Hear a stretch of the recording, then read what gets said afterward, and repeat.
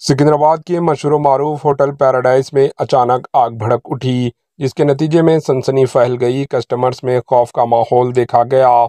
Paradise hotel customer से भरी हुई थी। जैसे ही आग के शोले नजर आए, कस्टमर्स खाना छोड़ दिया और खौफ के मारे बाहर भाग पड़े। होटल के आमला ने फौरी तौर पर फायर डिपार्टमेंट को इत्तला दी, जिस पर फायर फाइटर्स ने आग पर काबू पा लिया।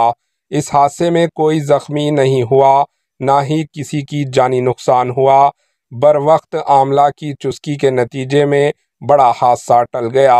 Bureau report, HN news.